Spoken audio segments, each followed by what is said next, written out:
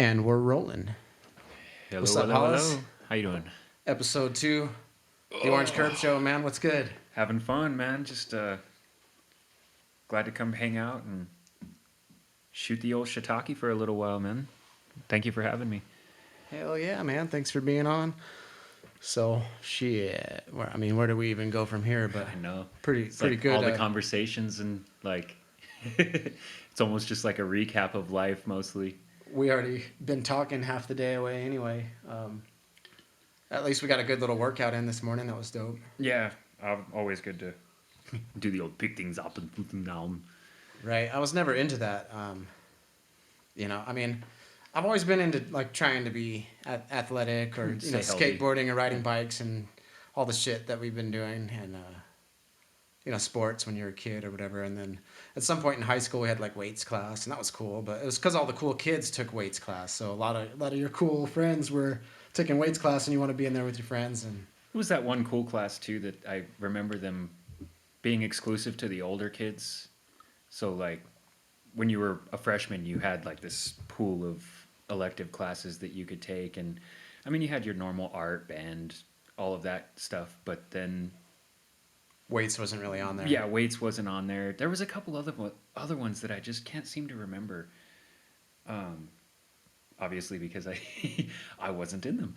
But yeah, I never got to take weights because of that. I moved to academy my sophomore year. It was halfway through my sophomore year. All right, you didn't even really take weights then, huh? No, I never got to. Our electives at the alt school consisted of come to class. like we don't. Here's your do second that. chance or whatever it is. Like, Right? Yeah, you're here to get your main credits and get the hell out of here. We're not here to teach you how to sew. Like they were a pathway kind of school where they're like, Right, let's right. get them on where they're going, where they need to be going. which actually I have to go this evening at about or at 6 o'clock. They're having a meeting because they're basically trying to shut that school down. Oh, today. Yeah, they from my understanding, for the past couple of years, they've made it very, very hard to transfer into the place. And so their attendance dwindled. You know, they had very few students who were even there. And then they kind of just pigeonholed them over into a hallway in the high school and kind of basically just eliminated ADS or eliminated ADS. And it's such a bummer because the whole point of that place was to give a kid who didn't really feel Fit the mold. right. They didn't fit in Of the or other feel place. comfortable. Yeah. I mean, like There are a lot of kids that go to the school that don't fit the mold, but you know what I mean? Like a place The for somebody ostracized kids, who yeah. really needs another option. Right. There are some people who just flat out need another option. a lot of And those it's kids not really grew there up in, unless you go online or some shit now. yeah. Well, a lot of those kids grew up in less than amicable situations at home. You know, it wasn't necessarily great for a lot of us. So it was a place that was a little easier on your maybe slightly hard attitude towards life. You know what I mean? Some of those kids were, you know, really kind of raising themselves. And when you're in a position at home where you're responsible for your whole existence, but then you go to school and you're treated like a little kid, it doesn't necessarily correlate sometimes. And I think it was a great place where if you showed up and dropped an F-bomb, you weren't going to get thrown out of class like you were some kind of crazy person. You know, like they might be like, hey, watch your language, but no one was going to freak out if you were having a bad day and just Right. They'll just treat you like a human and right. Whereas I found a lot of times in your normal educational surroundings that it was really, if you weren't having a good day, people didn't understand and you were just kind of supposed to. things just run their course too. Like my aunt was just telling me the other day, she was talking about it, but like I think it was her or her daughter. There was a kid who threw a fit in the family, like at a restaurant or something, and my grandpa took the kid outside and just let the kid throw her fit, and then the kid got done throwing her fit or whatever, and then my grandpa's like, "All right, you ready to go back in? We can go back in now, but you can't throw a fit while we're inside the restaurant." And then it's fine. So you just like there doesn't need to be these like consequences to everything. Like all the time, you know. Like, so if a kid's like in school and just says fuck or whatever, you're like, you could just let it roll over your, Yeah, just let it just roll. No one cares. He's not hurting anybody, you know. as long as he's not, as long as he's not like he, she, them, whatever you want to, isn't directing it towards someone angrily and trying to cause grief. You know what I mean? Like, um, some people might be bothered by watching people high jump, but they're not specifically trying to cause you harm. So I don't really, No. just because you don't like that. And I find language to be frowned upon unfairly, especially fuck. The word fuck is It's just a so sound coming out of your universal. face. Well, and it's. I think part of the reason it's hated on is because it's so good at projecting certain emotions. I mean, fuck, I'm happy. Fuck, I'm sad. Like you're a fuck, or What let's the go fuck? fuck. Oh Like man, you fuck. yeah, like literally, it can be used as any part of speech. You can use it as a verb, An anything. adjective, Adjective, yeah. a noun. Yeah, I mean, it's so usable. I mean, I guess in a way, all words can be as slang used in that way, but There's a whole sentence. My friend Antoine had a shirt that said "fuck you, you fucking fuck." It's like a whole sentence. yes, and I think that's part of why, like, the curse words were frowned upon was because maybe they mistreated the use of the English language, and that they couldn't be pigeonholed into like. You know what I mean? They're like those crazy fucking kids at the alt school that couldn't be like, "Urgh." And so you Right. have to give them a space to grow instead of like, because like the more you tell a kid not to say ass, the more they're gonna go hang out with their friends and call them an ass. Yeah. You can't squish life out. It's like holding onto a handful of sand trying to make kids do things. The best lesson too is to discover it on your own. Right. And also, you can just level with them. Like, if I had a kid or was dealing with a kid who was swearing too much and it was offending people, I would be like, dude, maybe the more you swear, I swear so much. Me, Dude, I need to- swear all the need to time, man. Like, cut back. But here's why I need to cut back: not because I care what anyone thinks, but because it's supposed to mean something. Sometimes when you swear, sometimes, and if you swear all the time, it waters it down. So if you're dropping fuck all the time, every other word, when you say fuck, it doesn't really have That's an not really impact. just cuss words, though. I mean, some Valley girl saying like every other like word, like it's just like completely insane. Well, that's just flat out annoying. Yeah, After a but while, you know what I mean. But fuck is the same way. If you're like, Right. fuck, man, I gotta fucking go do this, and I gotta go fucking do that. it's too many fucks. Right. You can't give that many fucks. Then you But can't it's give that kind of many like likes. someone who never says fuck ever, and then They're gonna explode, or they do it in private. or the one. No, but I'm saying the one time it comes out, it's like whoa, like holy shit, like True that. Yeah. like damn, like he must be pissed or something because he never gets all up and says says some crazy shit like that. He must be on one, you know. So it's just the emphasis of it, you know. But yeah, man. So what's been good lately? Oh, dude. What all are you up kinds of to, shit. man? Fucking mowing yards, trying to be free, man. Having a lot of fun. Like, King of the Lost Boys. yeah, just fuck that growing up bullshit. I'm gonna go hang out in the woods and do dumb shit. Eternal youth forever. But yeah, just trying to get my rig running. My camper and my truck functional so that I can easily get up and get out and go do that kind of thing. Sick. Let's talk about this rig a little bit. Obviously, I know about it because I see you regularly and Right. stuff. But anybody listening in or something Uh, like, you mentioned rig. Like, what is your rig? Kind of like a rundown of it. Rig rundown. It's my truck is a '76 C10. Good old square body, short bed, step side Chevy pickup. And then my camper, I actually built myself, mostly out of like recycled or just abandoned, donated, whatever the hell materials. Started from just like your cheap ass Lowe's utility trailer,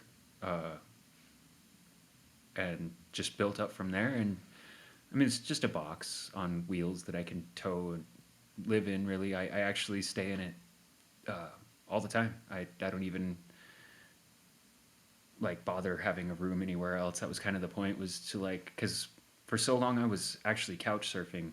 I got divorced, and just the appeal of go get a job and rent an apartment, and for one, it just did not work for me because I have dogs, and at the time, I had a dog that was over 100 pounds. Rottweiler, Gunny. No, Oh, Angus. Gus. Yeah, Angus. He was part Pyrenees, and he was just 110 pounds of white Puppy. fluff, and yeah, and it was crazy because when we got him, uh, he was very small. Obviously, he was a puppy, and we thought, he would grow to be about the size of a lab. He didn't really have long, fluffy hair or anything like a Pyrenees. He just was pure white. And so we just looked at him and thought he was a lab. And we're like, yeah, we could deal with that. 65, 70-pound Labrador, no big deal. And That at turned about, out not to be the case. no, definitely not. At about 6 months, he was about 70 pounds. And So you got this massive dog. just, yeah. And he was the sweetest, man. I miss that guy so much. He passed away April Fool's Day, actually, which is, I love that guy. And that was his day. He was a fucking goofy bastard. But yeah, he just, there was no way he was going to be able to live the apartment life. That was just not going to happen. And so through looking at my other options of, like, I mean, finding a relationship wise partner, get involved with a girl or something, so that I mean, I hate to say that it makes rent easier. I mean, with A roommate. yeah. Well, that was my second option. I was like, yeah, get a girlfriend. No, get a roommate. It can work, but you got to find the right person. And I find that, like, doing it with, trying to room with friends can work on a temporary situation. Like, yeah, bro, crash on the couch for 6 months, do what you got to do, get your shit together, whatever the fuck. But trying to just, like, maintain a household with somebody else is very, very difficult. Right. I mean, especially if it's just some fucking random. I mean, it's hard enough when you love the person and you're involved, like your wife, like, Right. But just living with a random person. So I realized that was not going to be viable either. So you needed to figure out some living solution. Yeah, just some kind of way to have my own space and still be able to kind of do what I wanted to do, which was couch surf in essence. I mean, And there's a lot of people who live in vehicles and stuff, and it's, yeah, it's something I've looked into. The nomad life is a pretty big thing these days. I mean, there's a lot of people living in. It used to be it's so funny because I look back and that the Chris Farley skit, when you're living in a van down by the river. Well, I mean, damn man, that van down by the river is actually pretty dope, dude. Like, Oh, I got you. Yeah. Yeah. Different strokes for different folks, man. Like, everyone wants something different out of life, and some people want the house and the yard and the yeah, and there's all that absolutely nothing wrong with that. Security and and you want it to safety. be more mobile and more independent. Yeah, and well, I mean, off- everybody off-grid. talks about, traveling. Like, I kind of looked at what everybody's dream was, and it seemed like pretty much everybody that I, like, was at retirement age or getting to be that age, their whole goal was, like, retire so I can travel. You know what I mean? I want to go see the world, or at least, like, get to go see something. And After working their whole life. right. And Kind of running the grind, daily grind. yeah, and I guess at that point I was like, you know what, we all got to die of something. I have the opportunity, not having a family or any major attachments, to basically do what everybody kind of always wanted to do, but couldn't because we all find obligations one way or another. And I think a big part of it was just finally letting go of the obligation to myself. I think that's what so many people have a problem with, and why they don't ever get to achieve their dreams, is because they won't get out of their own way and stop, like, oh, I gotta do this so that I can go do that. No, just go do that. Like, Right. if you're telling yourself you have to do this so you can go do that, you're living by someone else's standards.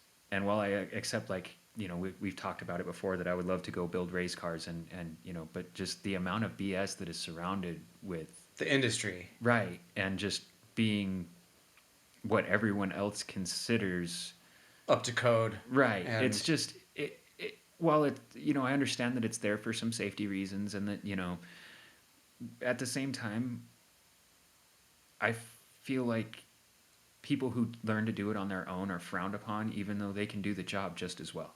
I mean, you don't necessarily need a piece of paper. As we talk about it all the time, that education these days is really semi-fraudulent because you can learn about anything you want on the internet. yep, for free as long as you have a device and a connection. Right. So, I mean, you can literally be. I mean, I guess in a way you always could because you could just go audit college classes. You could just go sit in and not pay for the education, but then you don't get the degree. Right. Uh, But let's face it, most of us aren't there for the actual knowledge, which is sad. A lot of people are there for the degree because they need a degree to Right. get into whatever field they want. And sure, you learn all kinds of things. Anything you do, you learn, no matter what, pretty much. I just think that I wish that people for themselves could just step out of that and just go do it. You know, Do the things they want to do. yeah. You don't need guitar lessons for 5 years to go pick up a guitar and learn how to play it. Like, just get a damn guitar and start playing.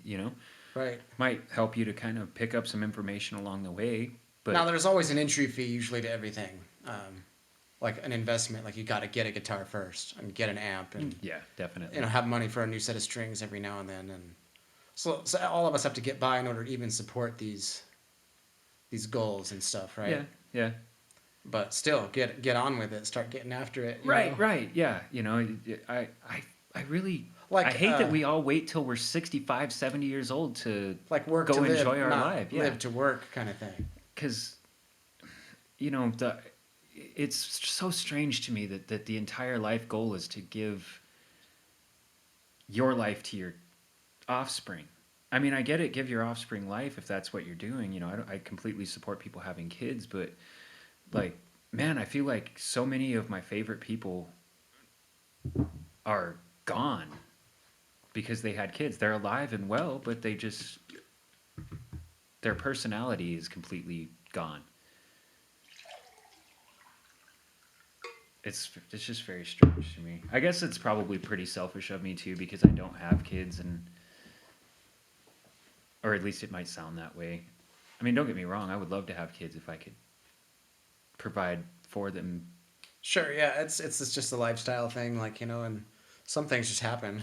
Most of us just happened somehow. All of this No shit, yeah. just fucking happened somehow, And it is a miracle to bring people into the world, and that's how we all got here. So I mean, it's awesome. But I'm with you on that one though too. Like, I mean, I guess it's just part of growing up. We all kind of drift off into these corners of our life, and it's fewer and further between with some of those things that you might want to do, because you're like, oh, I got to work, or I have kids, or I got these other responsibilities I got to take care of, and then you keep putting things off.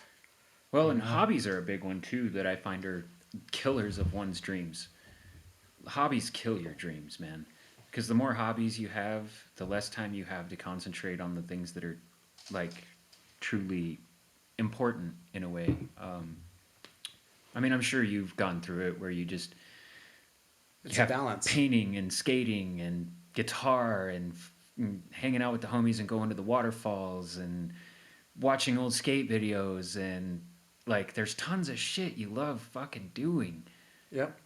But man, I don't get to do any of it because I'm so busy supporting all of it. Like, I realized one day that I hadn't ridden my bike in several months because I was working all the fucking time trying to buy guitar strings and keep my truck running and buying new VHS tapes because we're bored and want to just watch movies after we get off work. And Taking care of your house, taking care of... Yeah. So it was like at some point I wasn't even doing the thing that I loved most because I was busy doing a bunch of other dumb shit just to fill my time. Oh, you're preaching to the choir. I'm the dude that has a skate park like in the other room, and there's so much time that I haven't been using it.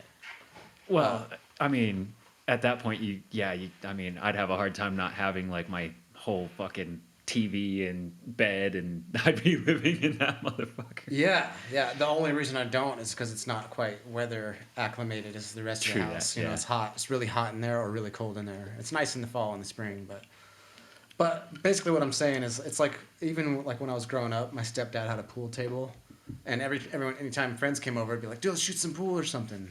But to me, like it was just there. Anytime I wanted to ever use it, I could use it pretty much, and so it wasn't so special Lost to me. its, yeah. Now that it was special to me, but and so that skate park is the most special thing that I've ever really created. Like as far as a piece of art, like I look at it like a piece of art too, because it was all design and architecture and just some wood and Right. taking an idea in your head and manifesting it, you know. But yeah, you got. Sometimes I'm like, I just need to skate today, you know. Quit putting it off. Quit, because honestly, I have a lot of time too. Like I'll be like, oh, I'm too busy because I'm working or I got this thing or that thing to do. But really, I'm like, you're full of shit, Pat. How much fucking time do you spend on your phone?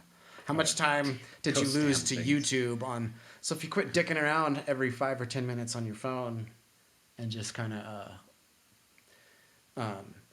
start doing the thing that whatever it is that you're Right, talking yeah. about that you want to do. Like me, I'm like, oh, I talk about skating, but I'm not in there skating. Like you know what I mean? Like practice what you preach, kind of thing. Like get in Yeah. there and skate, and you know, like I haven't been in the studio in a little while, like making any music lately. But I've been Right. doing the Seven Stone thing with those dudes, and Which, is I've been a putting my big energy responsibility. musically into that, and that's been one of the most challenging and rewarding things I've ever done because it's a Which lot. is dope, by the way. You guys are a lot of fun to come watch. Thanks, man. I fucking stoked with those guys. I mean, Right. It's not something. It's hard to explain because it's I don't know, but you know what it is. You've been in bands, and Oh, yeah, yeah. You have the good ones, you have the bad ones, and it's a special thing because everybody in that band is pretty good at what they do, and then we all seem to fill a space and Right. not step on each other's toes, and everyone's been through the ringer on their own, you know, and a lot of those dudes are quite a bit older too, so they've been through the ringer not only of just life but bands. And so at this point in time, it's all about having a good time and just enjoying. not Yeah. really like, oh, I want to do this or you won't do that or you're too loud or any of that weird stupid shit that happens sometimes. It's totally chill.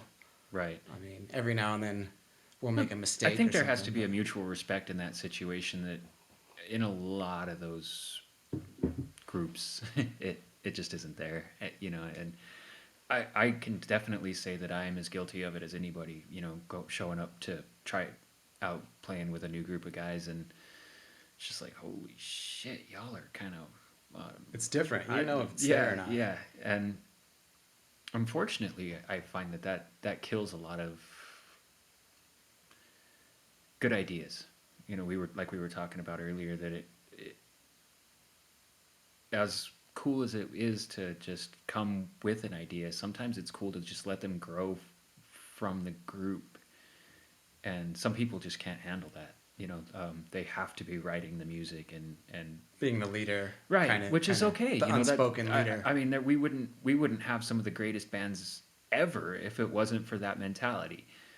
At the same time, there are a lot of bands that, or at least some of my favorite songs that were born out of just a bunch of dudes sitting in a circle and going, "Hey, I could do this here, and you could do that there," and or more just kind of a combination of everybody's ideas and ears and brains, and it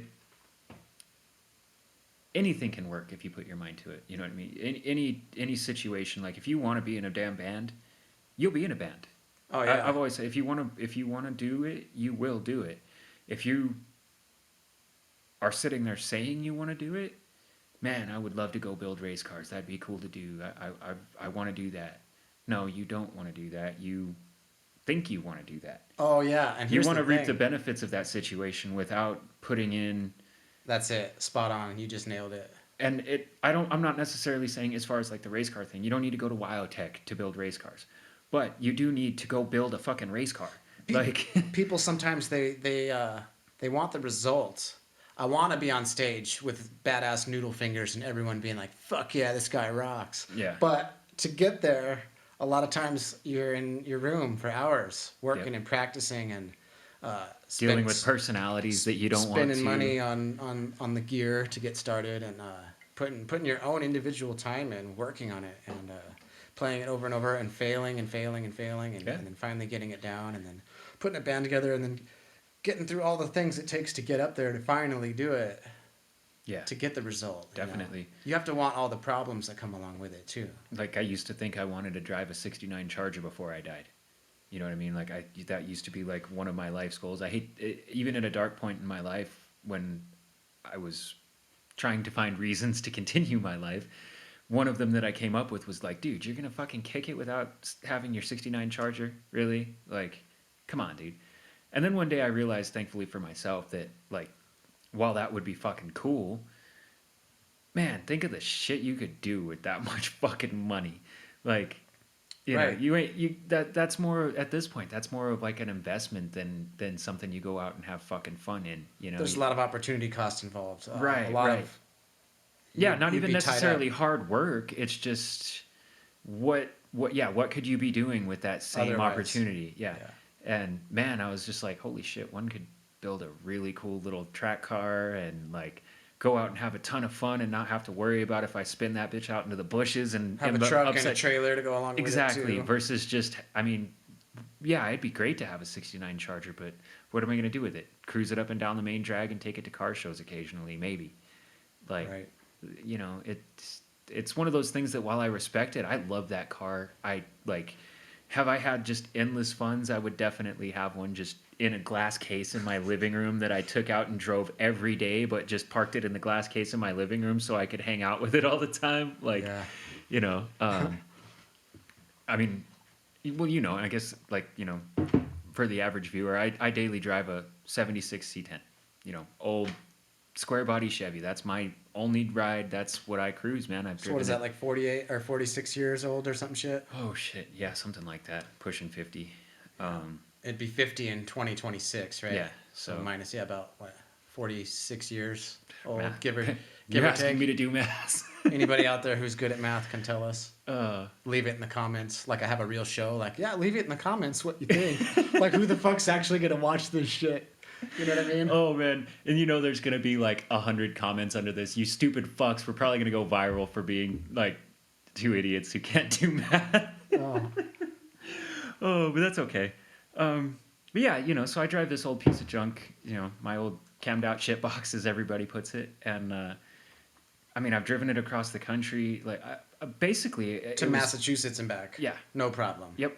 And I mean, you know, not without problem, but not with any more problems than you'd expect like out of leaving any you other stranded on car. the road Yeah, type yeah. shit. No, definitely not.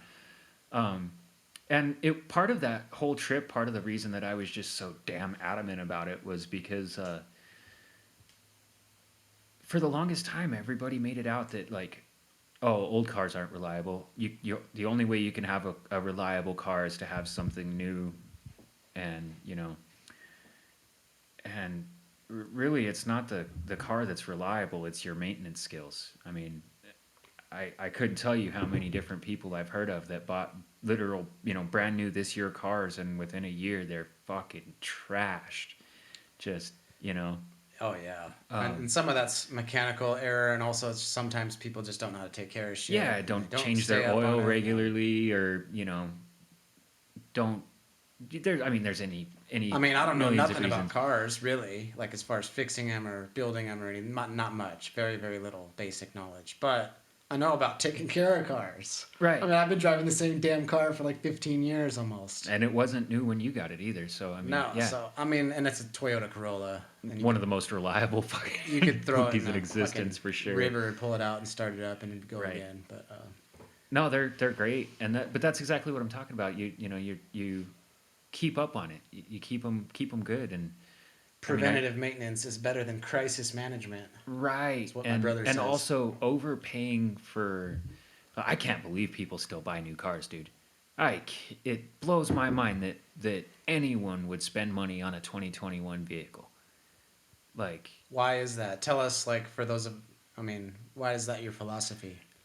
Just for somebody who doesn't relate. I mean, the obvious that as soon as you pull it off the lot, it depreciates in value by like A lot. catastrophic amounts. I Like mean, a as soon third as at it's not least. brand new, it's like it's worth 70% of what it like was. you could, yeah, even if you had to resell it right now, you would be in the hole. So I mean, you're not only taking on the debt of the vehicle, but you're also taking on unsecured debt because you owe money for a vehicle that the vehicle is not worth. I mean, it's one thing to buy like um, you A know house or something.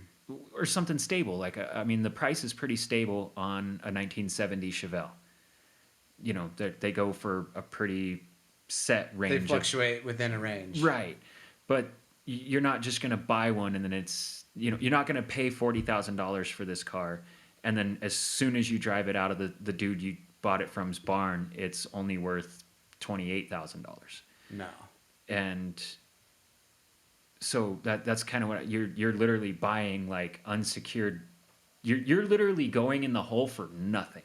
You're taking on debt and getting nothing for it because you could have went and bought the same car but a model year previous and paid the actual value of the car, not the lot value. Right. And so, yeah, buying a brand new vehicle or buying any vehicle from our lot really is absolutely insane. I mean, hell, at this point, you'd be better taking the money and buying a Peter old box Chevy and keeping it, putting the extra money into keeping it going. And then you don't ever, everything that you buy for it is secured already. You're not just, you're not going to go buy a water pump and pay $300 for it. And then all of a sudden the water pump is only worth, $180. Like it just doesn't happen that way. So like, but Yeah. literally when you're buying a new vehicle, you are buying the conglomeration of those all these parts, yeah. Yeah. So really when you buy a What brand is it new that vehicle, depreciates so much the moment you drive away? right. All of a like, sudden, your air conditioner's worth a little bit less than your it was. water pump is worth yeah. I mean, like, Yo, those literally- tires, they were worth $700, but you But just drove now- over the line, and now they're worth $300. Yeah, but that's literally what they're telling you. I mean, that's really the way it is, and that it's so insane. I mean, and there's so many things that are that way. Brand new homes are that way too. Now, You're- obviously, if you have a shitload of money and you just really want it, and you have the money, and you're just like in that position, it's like, who cares? I guess, right? Like you're super rich. But, yeah, definitely. But anybody like working, any normal person that doesn't have just fucking crazy amounts of money, it doesn't really make sense to buy the new model of the year. Yeah, definitely not. Buy No, the I mean, model if you're a just- year prior, 2 years prior, right? Even taking on a payment at this point is just absolutely crazy to me. I mean, Well, because you've owned all your vehicles pretty much, right? oh, I've never owned a vehicle Yeah. that we had a payment on. I haven't had a car payment since, I don't know, But a long time, I mean, like 10 years ago or something. I mean, I had that 96 Blazer that was, my folks and stuff, my grandparents had it before that. It was just kind of the family hand-me-down. But other than that, all of my cars have all been classics. My 76 is the newest one I had. We did end up getting my ex-wife a Suburban, a '02 Suburban, like way later on. But for the most part, like for years, all I've had is classic cars, and I have never had a problem getting to work. I've never, been like, oh fuck, I can't like. Like you're limited because of your vehicle. Right, Like yeah. even going to Massachusetts. No, yeah, even hopping in it and driving all the way to Mass was fairly painless. Right. How many people with a new car or their new car might not even do that sometimes? Yeah. Oh yeah. I mean, there's just almost just as good of a chance of even a newer car failing on a trip like that big if you don't take care of your shit. absolutely. Yeah. I mean, or an accidents happen too. You flip up a piece of rubber through the radiator and you're fucked, and that can happen to literally anything. So, yeah, it's just one of those things. I mean, it all depends on where you, like we were talking about earlier, where do you want to put in your effort? Part of that is that having a classic vehicle is a hobby of mine, but I also feel like it's part of a debt that we all owe the world to stop fucking being such user assholes.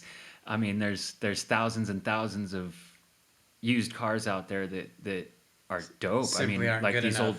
Well, no, not even that.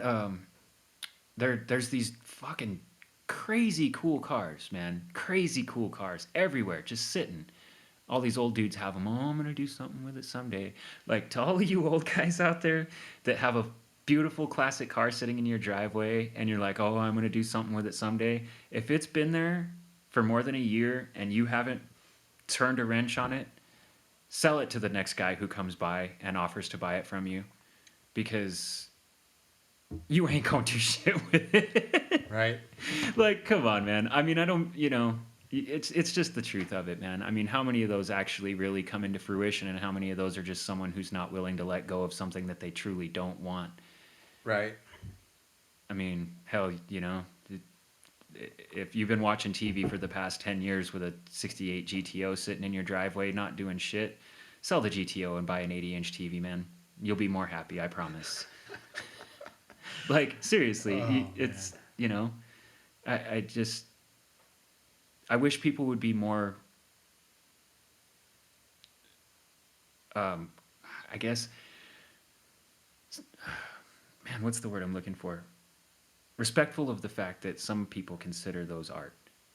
There's only like it. That's like a print of someone's artwork that there's only so many of, and they can't be replaced. You know what I mean? That's like saying that, like, we took a Picasso, right, and we made like 50,000 prints out of it this year, and they're all, those 50,000 of them are significant in this specific way, and they will never be made again. Like, that people, I'm sure someone would just destroy one just because it was fun and there's 50,000 of them. But years later, all those prints, there's going to be less and less and less and less and less and less of them. And then after like 100 years, all those prints that they made for like 30 years, I mean, I get it. I'm with you on the argument. The only thing that I oppose to it would be like, it's like shoes or something. Like someone has a bunch of shoes, and it was like, say it was some rare, whatever. Even if it wasn't rare, they have like some big collection of some Nikes. They don't have to wear them or get rid of them, and however anybody else feels about it, it's like, well, fuck right off. They're my shoes, I mean, I guess to a point, but actually, I really think like there's some old pairs of Nikes, like some of those old pairs of Jordans that are really, really like collectible, and they stand for a point in time and a memory. And just destroying those just to not give a shit about. Oh, you're talking about people destroying them. Well, or not even that, but just like, I thought about if one of them was just sitting around. And I mean, even at that point, I guess if a car is just sitting around, you kind of are destroying. You are destroying it, and like a pair of Jordans. But if it's your property to destroy, that's well, the I whole agree. personal I mean, freedom yeah, thing. it's like you said, even if you were the private owner of a Picasso and you put a hatchet through it, that's your perspective. But at the same time, you better be ready for the repercussions of someone being like, "You just destroyed that fucking Picasso. What the hell is wrong with you?" Like, things are rare. There's a Sony VX camera. The iconic that skate legendary camera. skate camera. Yeah, there's whole documentaries and shit about VX, but they're not manufactured anymore, obviously. Mm-hmm. And the cameras are pretty hard to come by, but even more so are the fisheye lenses. Okay. And that's what every skateboarder wants, is the fisheye for the VX. Fisheye. I mean, you could film long lens with it. It's really famous for that, too. I don't know what the hell I'm talking about. All the filmers out there would be like, shut up. You don't know what you're saying. But, I mean, I've messed around with a couple of cameras. I've honestly never messed with a VX, really. I mean, I had a few opportunities to hold a VX and film a few clips with it, but I've never had my own. But the same thing, they're going away. You can't find them. You can't find these fisheye lenses, and they're really sought after. Right. And then, I bet there's one just sitting on some old man's shelf somewhere that hasn't even been turned on in like 10 years. They're out there. Oh, yeah. Some in those like goddamn thrift stores, too. Like, like someone like that guy that we saw in there today. Like, who knows if there's a VX back there somewhere? Right. Just chilling. Yep. There could be one in there. Or all the Super Nintendos of the world just sitting in people's sock drawers, like, we need to we should bring that on here too. Oh, dude, yeah, I'm super down. Just come play some Mario Kart. I don't know how well. I know the camera's not picking up that screen very well, like very clear, like the background screen, but I could get a better one eventually. That one's just a homie's that he left over here temporarily until he figures out what he's doing or whatever. Shout out Joey D. Good old Joey Dizzle. Out there in Texas living at Rizzle. So that's Joey D's old TV. I don't even know, but maybe I'll get one that's a little bit. I mean, that one's pretty crispy. I just don't know if it'll translate well for the video, but it'd still be fun for us to throw down in the background. We gotta play out San Andreas. So you've been playing some San Andreas Oh, lately? dude, I've been hitting that San Andreas hard, man. Probably for like a year now, huh? Yeah, man, I think I'm on my third playthrough because I keep accidentally deleting them. Because I remember you came by. It was like a year ago. I remember because it was hot in the warehouse. I was skating, and I was like, it was a hot summer, and it's already hot summer again. Shit, summer's like almost over now. So that was, can't it was believe probably that. about a year ago you came by asking. Yeah, Yo, because man, it was summer 2020 because you I got was that. just chilling. Oh yeah, the whole COVID summer. Yep. Fucking stupid COVID. Yeah, and I was Fuck like, COVID. dude, because it was Chris brought by his PlayStation so that we could play Virtual Fighter 4, and I was just like, bro, I Started have a getting the itch. PlayStation sitting there, and like, yeah, and I mean, to anybody out there who hasn't played that game, or if you haven't played that game in a while, go get the original PS2 version of San Andreas and get down, because the Xbox reboots and all of that, they were just different. Like, I mean, it doesn't have the same feel. Yeah, nothing beats The that. user interface is just It's like quite playing different. Pac-Man when you're not on an arcade machine. It's just not right. Right. I mean, you can play Pac-Man elsewhere, and yeah, it's great. You'll have the game, but it's not the arcade feel. Right. Yeah, and so yeah, man, the old DualShock 2, and man, just it's been great going back to just. It's weird. It's like coming back from TRC has been like a weird little renaissance. Like I've just kind of gone back to being a kid, playing Halo, and just Revisiting. Me and Ryan have been getting to go out and do a bunch of clay shooting, and just it's been kind of a trip, man. Yeah, I was talking to him about that on our episode, shooting guns, and just kind of picking his brain on it a little. We didn't talk about it for too long, but just mentioned that you guys were out there slinging some clays and Yeah. capping Yep. some shit. That's usually our main go-to is just, shotguns are fun. Plain and simple. And relatively inexpensive. Right? Right, yeah. Unfortunately, It's going up though, and it's becoming harder to get. yeah, it's thin and just, people are crazy. They're going to do what they're going to do. I think it's mostly just a ploy to get us to buy it all, because if it's not on the shelf and people think it's scarce, then they're going to buy it up as fast as they can get it. So, I mean, it only makes absolute sense to keep a pallet of it in the back and put it on the shelf one box at a time and keep people thinking that you're, Right. I mean, I don't know if you ever got to watch it, but It actually prevents the scarcity in a way. I mean, oh, absolutely, yeah. Yeah, because someone will just come buy it all up right then, Right. and then you won't have any. But if you just keep putting little pellets out there for the mouse. For those of you who haven't seen it, go watch the documentary about the NIM experiments and the population density experiments that they did there, and it's kind of crazy. That's one of the things that correlates into human existence pretty well, is just like if you keep the food pellet like regulated, you know what I mean? There can be as much food as they could possibly eat, but because it's not just sitting right in front of them, it creates a panic mode, and you start stockpiling everything that you can get because you're panicking because it doesn't seem like it's right there readily available. And yeah, man, I mean, look, freaking toilet paper and all of that shit went through that phase in the past year where there was just none on the shelves, and all of a sudden people were buying all of it that they could, and it's like, What you gonna do with all that ass wipe? and then look what happened as soon as they stopped buying it, like a bunch of fucking crazy people. There was more of it right after that. Like, it wasn't like it just disappeared forever, you fucking idiots. But it is what it is, I guess. You know what I mean? People are going to do dumb shit. Toilet paper's never coming back, man. It's never coming dude. back. You're gonna have to use one of your socks next time. Dude, the best clean you'll you're ever gonna have, dude. I swear. You ever had to sock that shit while you're out in the woods? Man, that is I've had to lose a sock one time, at least. Actually, a couple of times. Yeah. I had to lose a couple of socks over the years. Just being somewhere. I'm telling you, though, man, like, you won't feel a cleaner clean, man. The old shit rag. It's honestly a really wasteful and shitty industry anyway, toilet paper. Like, I'm sure, like, we could... I mean, like, if you saw a video on some toilet paper factories, it's probably got this giant carbon footprint, you know what I mean? Just dude. Just so people can wipe their ass and throw away this non-renewable, thing. I mean, oh, it's made out of trees. Biomass is renewable or whatever, but still, though, there's got to be a better way. Oh, like my favorite one is this Bidets, commercial. man. Bidets are a thing. It's a Just bidet. And it's Steve-O. Have you seen that one? no. Oh God. Let me see if I can find that. Oh, I could just see Steve-O on a bidet though, which is sad because I must have seen Steve-O in a toilet with nothing on it at least one point in my life, given how many times that dude's been on video shitting in something. Uh, We love you though, Steve-O. Seriously, you're a national treasure. he has a video, man. I forget what it is. I don't want to pull up the wrong one, but it would be funny to bring up. If I can't find it real quick, maybe.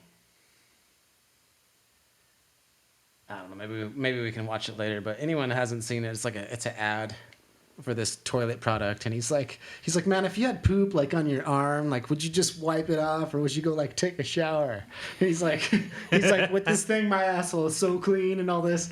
It's just like really funny, and it's just God. man, just Steve-O is just fucking hilarious. He's the master, man. Speaking of losing a sock or something or shitting in the woods, man, you've been spending some time out in nature lately. Dude, as often as I can, just try to get up there and enjoy the space. It's Where are you headed? Like Sacramento Mountains areas? Like yeah, Cloudcroft area, just Bailey Canyon. Pretty much anywhere up there though. There's all kinds of camping up there. I just I'm a creature of habit and tend to find a place I like and stay there until I get bored with it and then move on. Shout out Bailey. That's like the mountain stomping grounds, huh? Oh, dude, yeah, that's like that main canyon. We used to always go out there. Yeah, in high just school like, days. dude, but we used to call it camping, but really it was just us getting obliteratedly drunk in the fucking woods and sleeping in the car. Yeah, leaving after work. Oh yeah, Like at night. we'd Like get leaving up at there at 11 like o'clock at night. 11 o'clock at night. I mean, at that point, the main ones that stick out are when we were working at Blake's. And I remember like getting off Blake's, dude, the patties. When all those fucking patties fell on the floor and they were like, you got to throw them away. And like, We just took the bottom one off that was actually on the floor and saved the good ones. yeah. And so, I mean, we ended up with we went up there and of all the damn things, we forget a fucking spatula. And so we're out in the middle of the woods with a bunch of meat and a cooking pan and everything we need, but no damn spatula. So one of us has the bright idea to go carve one out of a piece of wood and flip burgers with a wooden spatula. I mean, it worked. I mean, what else are you going to use, Fuck. Yeah. I mean, no, it totally worked though. It was bunch of dumb.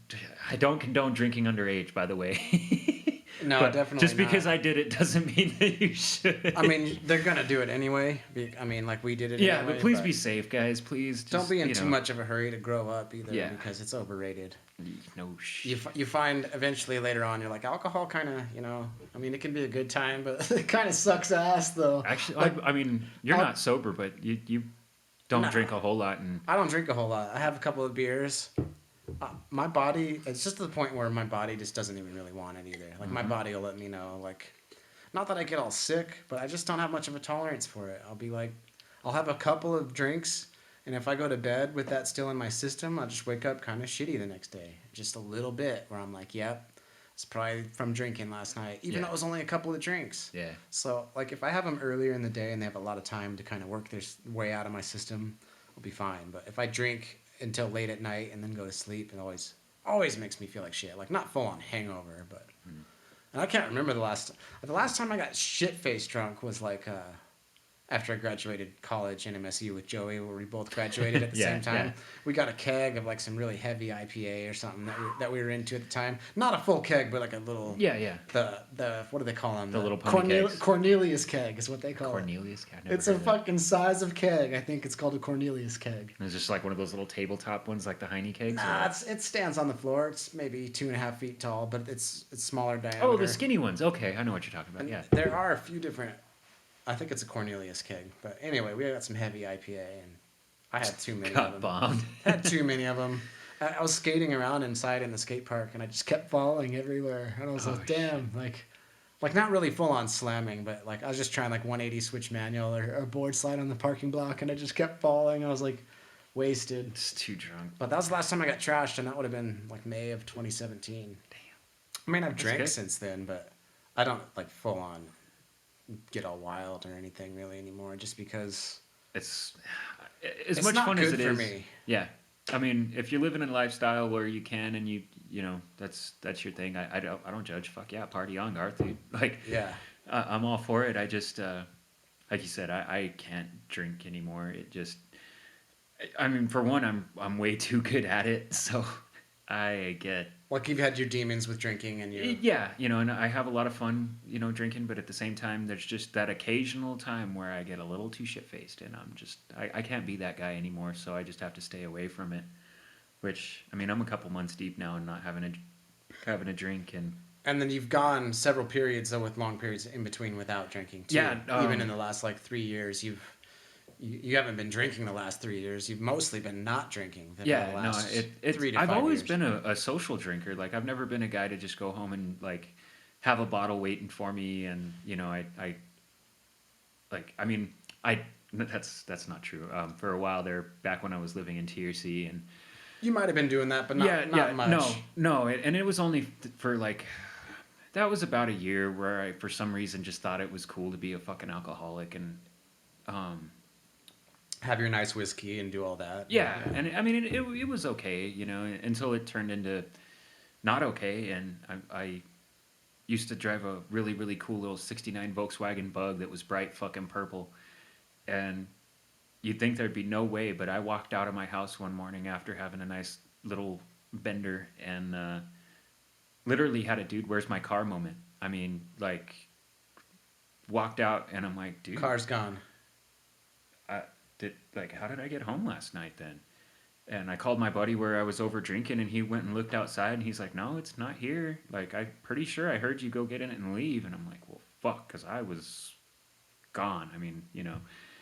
And thankfully, I had tried to call for a ride, and my phone died as I was giving my friend directions where to come get me. And I was driving, and he saw me and flashed me down, flipped a bitch behind me, and pulled me over. And I don't remember. I mean, I didn't remember any of this for the longest time. It was weird. It just So like, your friend stopped you while you were driving drunk the night before. yeah, yeah. Took you home. And took and me then home. you woke up with no and car. I woke up and couldn't find my car. 'Cause It you wasn't didn't in my remember friend's any of that driveway. happening. Yeah, it wasn't in my friend's driveway where I was drinking. It wasn't in my driveway, and you know, and I didn't remember getting a ride home from my friend, so I couldn't call him and be like, "Yo, where the fuck is my car?" and ended up, I didn't find it for almost 2 days. And then a friend of mine called me and was like, "Yo, bro, you need to go get your car out of the Pat's parking lot before they tow that shit." And I was like, "Okay," and went Oh, and got shit. it. And I dropped it right then. I didn't drink for like almost 4 years, 5 years. I think it was actually almost 5 years. It's been a long time. And then, you know, Some shit happened and you got Yeah, back into partying a little. And yeah. I got divorced, and I went on a little bit of a interesting adventure. That was when I went to Massachusetts for a while, and just some identity struggles and just yeah, and just not being really. I wasn't trying to be a good person then. You know what I mean? I was just trying to get through not being a terrible person. right, and so Or a broken person. right, and it was just it was a bit of a struggle for a while, and I mean I'm glad to say that I feel like I am doing a lot better. It took a while because most people kind of expected me to do the norm and just go get in another relationship and or go get a fucking job and get an apartment and you know get rid of the dogs. And I mean, if you can't, and you know what I mean, like literally, like someone told me to get rid of my dog, then I almost fucking flew up. It's like getting rid of one of your family members. Yeah, like my dogs are my boys, man, like that, you know. Oh, I'm just gonna get rid of my family. Oh yeah, thanks for the suggestion. Yeah, and so like it was just really hard for some people to understand for a while, like why I wasn't functioning to the level that they thought I should be. You know what I mean? And Right, and it's really nothing for them to say as long as, obviously, as long as you're not an abusive dog owner and you're like neglecting to feed him or take care of him or something. right. But No, you're- I think you're most still of them able were to give more him a worried about quality me. life. Actually, I think they were more worried about me, just me being not giving myself the right quality of life, and I will, you know, I gotta say thank you to all those people that I did couch surf and just take up space in your fucking house for a while. And I mean, thanks to my dad who's still letting me park my camper in his driveway and uses, well, facilities and whatnot. You know, it's one of those things that, like, we all have to make a choice where we're going to go in life. And like I said, I kind of made the choice to go do all the shit that everybody says they want to do but refuse to do. Right. And And it's different for everybody, but you're choosing to kind of capitalize on your younger years and soak up some of these. yeah, yeah.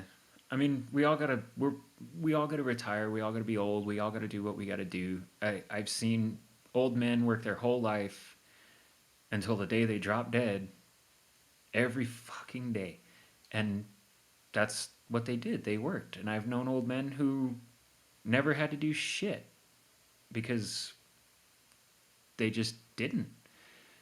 And I find that, man, you just got to do what feels good. If you feel good going to work every day and punching out hoods for 77 Pontiacs, and or you know what I mean, or just working in a assembly plant making refrigerators, or dude, props to you. We need fridges. I appreciate that. Like, Yeah.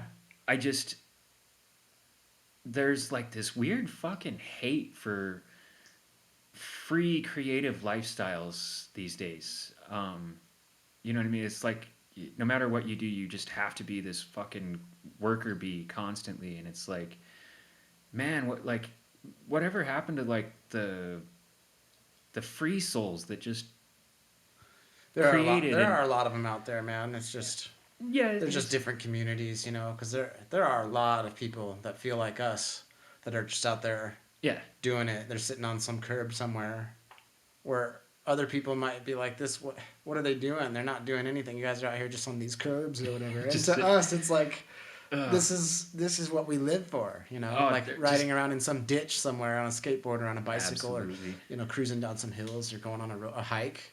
Like I was talking about earlier, like it'd be sick to go like on a really long hike. Yeah, like do the the Appalachian Continental Trail or Divide or yep. some shit. But there's a lot of people that would never want to do that. They don't place any value on that kind of thing. But it really comes down to what you place value on.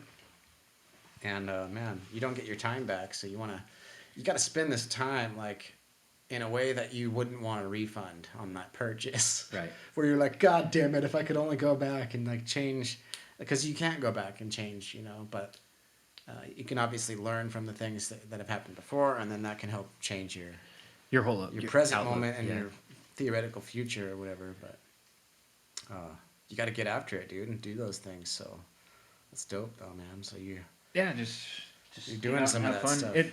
stuff. It's been a bit of a transitional period. I will say I feel like I started over. I had a bit of a mental relapse, I guess you could say, and I feel like 4 years ago I started over at mentally being like 14. You know what I mean? Like, and monetarily and everything really. Like, I stopped. I didn't have a home really. I had my life was pretty uprooted because I moved out of the town where I had been living pretty abruptly and with not really any idea of what I wanted for the future because things had changed so rapidly. And through trying to rebuild and going through some of the hardships of like, like I was talking about, trying to find a place with dogs and just trying to feel whole again. It was really challenging, but I really think that it was kind of something that I really really needed. And I'm still figuring it out. I mean, trying to figure out how to stay afloat, kind of, you know, live life without being on someone else's terms. It's really hard to do. It really it's for those of you that think that going to work every morning is hard. Go to work for yourself every morning. That is like immensely harder.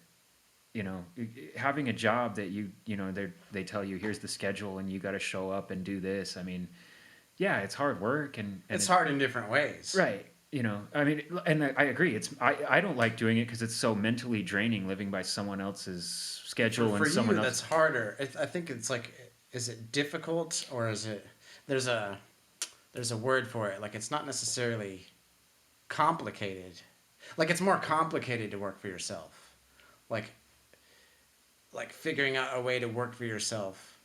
Yeah, yeah. It's less complicated to have a job that already is provided. What do you even want to do You don't for really yourself? have to do Like, anything infrastructure wise. yeah, you I just mean, show sometimes up. you do, but for the most part, it's somebody else's Right. business or whatever it is, or a government or whatever entity, corporation, whatever it is.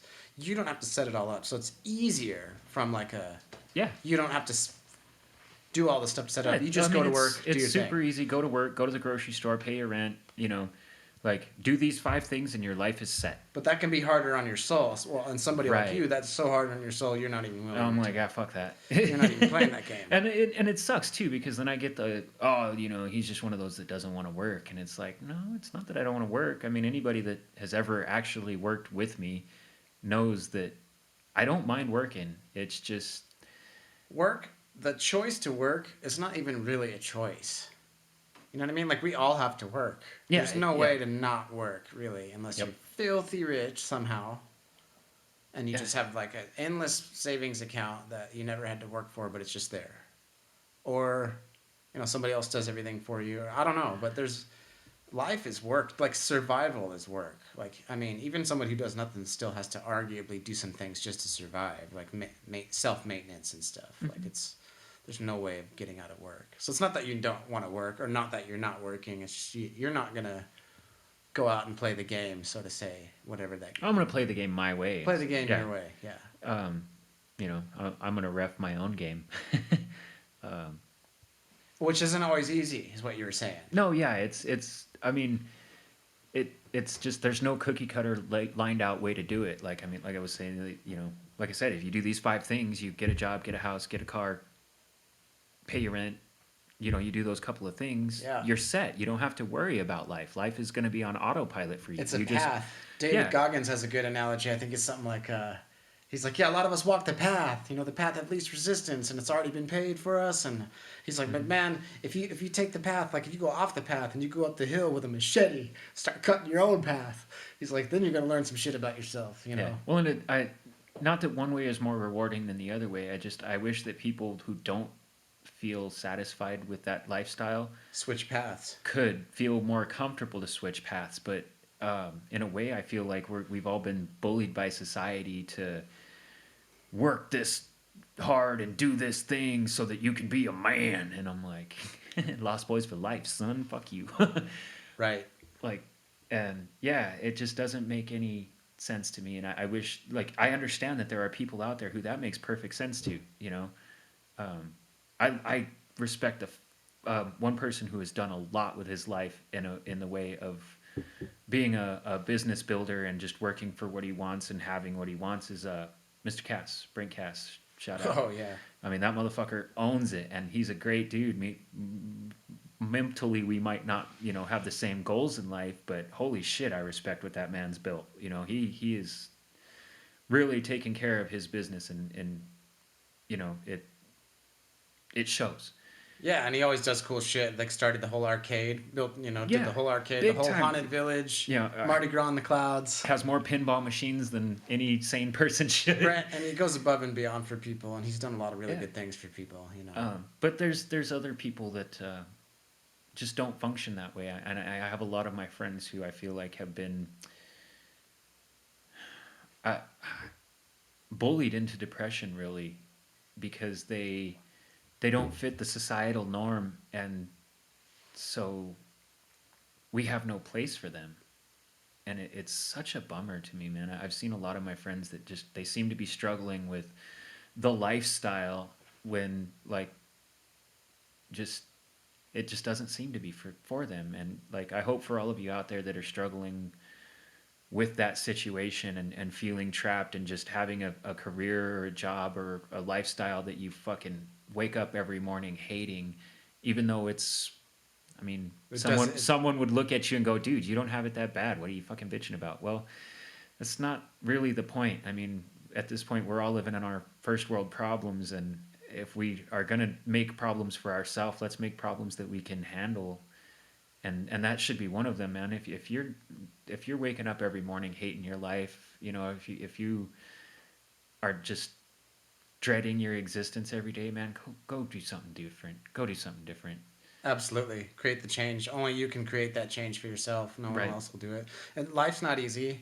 It doesn't come with an instruction manual and you're like, here's what you know, there's no one way to live life and it is more difficult creating your own path, but it's more rewarding doing life on your terms. Yeah, and And it definitely. doesn't mean you have to go completely one way or the other in the No, yeah, spectrum. I'm not saying everybody needs to go build their own fucking camper out of a big And old pile of you don't need shit to from run their out and friends' quit your yards and go job. live You in know, it. you It's don't need just to run out and quit your job or anything. But as long as it's not a soul crushing existence, you know. right. Just maybe make a little change every day, or maybe that big change is what you need. Maybe taking a hit in your pride and sleeping on someone's couch for 2 years so that you can get your fucking business together for yourself is not a bad thing. I mean, The it little wins are the little wins. The little wins are more significant, really. Like these big milestone things, take all the credit. Like these big milestone goals and dreams and achievements and all that. But all those things are built from smaller steps, and it's all those little things. So even like you said, even if you can make a little change and do something a little bit for yourself mhm. more often, it'll turn into something greater. And, Look, and it's all those little things. it's like you look at It's all the little things. It's the way you fill my vape pen. It's the way she fills my vape pen. oh shit. Oh man. Been listening to any good tunes lately? Anything different? I've been obviously since we're doing cover songs. I've been listening, not necessarily listening, but I have to listen to it to learn some of these songs. Oh, right, right. So one that we're doing lately is that we're gonna bring out soon is "Hold the Line" by Toto. Oh, you got him to do it, yeah? It was my suggestion, like Fuck yeah, dude. because I'm the new guy in the band and I had to come in and learn all the songs they've been doing for a long time. I didn't want to immediately get in there and be like, we should do this song or something. But it finally got to a point where it was like, we're adding some new stuff to the catalog, and I really wanted to do that one. And a reason is because we have a keyboard player. A lot of bands don't necessarily have a keyboard player, and "Hold the Line," I mean, that's a huge part of that song. And it would give our keyboard player Jeff a time to shine too. I mean, not that he doesn't have time, but everyone has their different moments. Right, in a right. song like Keith will rip a badass guitar solo, or Absolutely. there'll be a bass fill or something, whatever it is. But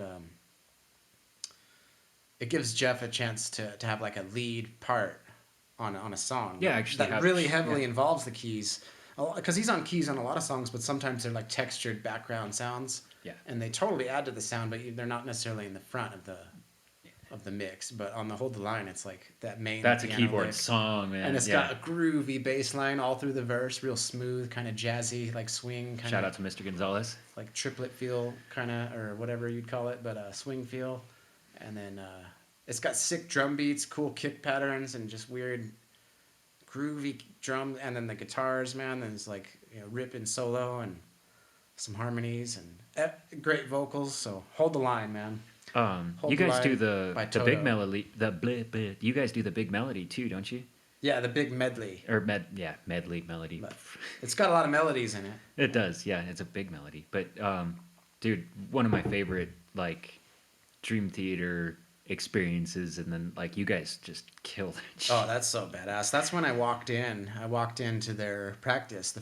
Keith had been kind of like, yo, man, hinting at like it'd be cool if you come play guitar with us and stuff. And, I was like, oh, I'm too busy. And I was doing a bunch of other things and I had all these other distractions. And, well, the main reason is not that I'm too busy, and that's just an excuse. But in order to commit to that project, that's not something I'm going to be like, yeah, I'll do it. And then go in there Right. and then be like, no, I'm not going to do that. I almost did that with Bart, but I caught myself. Like it was at the point where I was about to join Burning Sunday. Like they were basically like gave me the go ahead. I think you were in the band at the time. Oh shit. You were playing bass and needed a guitarist, and I came and jammed with you guys. And, Yeah, I do remember that. Fuck, that was a long ass time. but I ago. realized also, you know what? I can't give myself 100% to this band. At that time, I was going to school. Bart will be like, yeah, you were just, smoking weed and skateboarding. He gives me shit. And I'm like, I mean, that may be true. But that's doing something, dog. But no, man, I was going to school, increases commuting. I had the skate shop. Not to mention a job, working Right. quite a bit of hours, maybe 30 hours, whatever, 25, mix, part full-time, whatever. And I was doing a lot of shit, and I realized I couldn't commit to the band. But at this point in my life, I was like, man, when are you ever gonna have time to commit to the band? Just fucking commit to the band. Right, just go for And it. Yeah. and also it was because these dudes are kind of like not necessarily next level, like oh we're next level, but everyone in the band is good. They're really, yeah. Larry's a damn good drummer. Danny's a damn good singer. Keith is a fucking amazing guitar player. It's Mike Gons on bass. Yeah. Jeff can The play legend. guitar, keyboard, sing.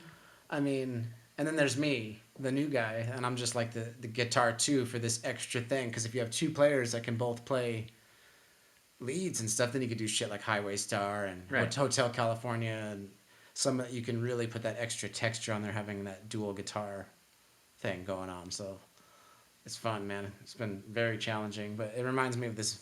It's like a picture. It's like it's two circles, and one of them says your comfort zone is one circle, and the other circle is like where the magic happens. So, in other words, you got to get out of your own circle sometimes. And Oh, yeah, I never absolutely. did cover songs. I never. That was one of the worst things about me as a guitar player. It's like, yo, man, play us a song or whatever. And I can't even play you like one song from start to finish, really, because I only learned sections of songs and never Yeah. the whole thing. But now I'm with them. You have to play the whole song, and so I've learned some songs, from A to Z. That's been a big growth factor. Yeah. Oh man, So. yeah. It's been a really long time since I've like took the time to memorize someone else's music like to the letter for their performance. You know what I mean? Like memorize their performance of that piece of music and played it to that same general effect. Right. It's been a long time, man. And it's weird like that. There's like two different schools of thought as far as covers. Well, three technically.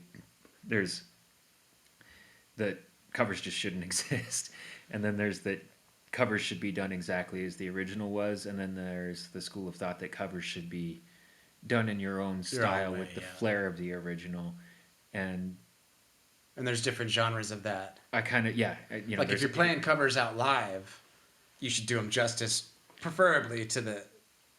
depending though, to the like original. if you're there with a full band and you're If you can. right, but if it's just you with an acoustic guitar, I don't see anything wrong with just Doing it your own way. rearranging it Stylized. something slightly so that it fits more being Singer just you and- songwriter type vibe. Right.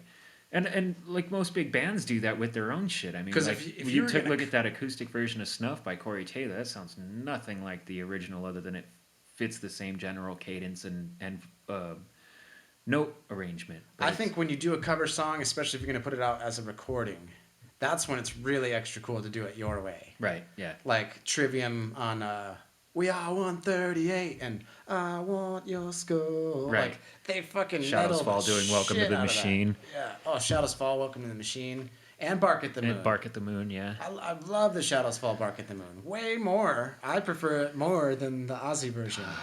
Blasphemy. But Blasphemy. I hear you. Because I'm just like the double bass and the heaviness of the guitars and the tone. And Definitely. I actually, my I old love man it. is a big time Pink Floyd fan, and I played that for him a while back, and he was like, "Who the hell is that? That's cool." I'm like, yeah, it's pretty epic. oh man, god damn. But yeah, as far as listening to music, I mean, I'm always listening to something. I love that Intervals stuff. I haven't been listening to it much lately, but it's just an instrumental band called Intervals. Yeah, you played me some of that not too long ago. It's like, man, they just have such groovy everything, just really groovy. Really groovy. And I don't know, what about you, man? What you been spinning? Dude, a lot of bass music actually. We got Ryan's stereo thumping in the old Suburban, and What did you call it? The boomstick? The battle bus. oh yeah, Boomstick Bubba's Battle Bus. Boomstick Bubba's battle bus. Oh, that's fucking great. So you've been bumping some low end in his Yeah, track? just bass music, a bunch of hip hop, and some of the old shit. I mean, that Late Night Tip, and that old 666, and Dude, I got in his truck the other day and he had Project Pat Chicken Head on, and I'm just like, that's hilarious. oh yeah, yep. It's funny how it all goes full circle, because we used to listen to a lot of that in at my house, like when we were kids, Yeah, I blame you for all of my fucking delinquency, by the way. All of it. I was an asshole. Still am. But no. But yeah, it was funny. And then he kind of got out of all that for a while. Oh I yeah, mean, we all did. We kind of all got out of it for a while. But fucking he was like the catalyst for that whole situation though, because he's metal. Ryan. Well, he's a very direct personality, so when he gets into something, like he's like all for that shit. And us being around him all the time, we were like, yeah, metal or nothing, metal or nothing. At least you know? at that point in time when we Although were all that's really a metalhead thing too, though that I've noticed is they're very, very elitist. You ever noticed how elitist metalheads are? They're like, even like through types of metal, they're like, oh, that's not metal. This, you know. I mean, I know I myself do it. I'm like, fuck screamo, you know, like screamo and everything that has to do with it. If you scream in a song and then you're all emotion, I'm turning your shit off, bro. Like, right. You know what's funny though is even that's the genre I used to hate on the most, and now it's like a memory thing. Like we put on some stuff like to skate to. Like Lane was talking about it. Like I think he got in Danny Lucero's truck. Lane was telling me this. Like he got in Danny's truck and Danny was listening to Taking Back Sunday, and like turned it down or something, right? And then like Lane was like, "Are you fucking listening to Taking Back Sunday? Like I love Taking Back Sunday." And Danny's like, "No fucking way! Like I love that shit." But it was like you kind of had to keep it a secret, or you know, someone's gonna it's like when you were fucking 8 years old and you love the Power Rangers. Yeah, you're listening to fucking Taking Back Sunday, but no, like some of that emo pop punk skate stuff, man, like that was considered like Warped Tour skater music, like in the early 2000s. I did not like it at the time because I was like, oh yeah, like metal, like it's shit's weak or whatever. I mean, I secretly did like some of it, probably a little bit, not necessarily secretly, but I liked some of it. But I was never like, I'm gonna go out and buy that CD or nothing like that. Like, Yeah. But now when I hear that kind of shit from back nostalgic. then, it's nostalgia, and I'm just like, dude, I could skate to this with you guys. Like, this is great. Like, one Lane has that portable boombox he takes everywhere on the skate session. You know, even outside, wherever at the park. But we were skating by the alt school in North Elementary, and there's like this blue curb over there, this double step blue curb. We were skating, or even that metal bench at the school over there, the alt school. Yeah, the big metal bench at the alt. That fucking bench is awesome to skate. But yeah, we were jamming, and he had it on all that like 2000s like skate emo or whatever, and it was awesome. But I mean, I'm the same way, you know. Like, I'm not a huge fan of Migos, but for some reason, just like hearing it brings back good memories, you know. And yeah, even like with Amy, like I get in her car and sometimes I give her shit because she has a lot of the same songs on.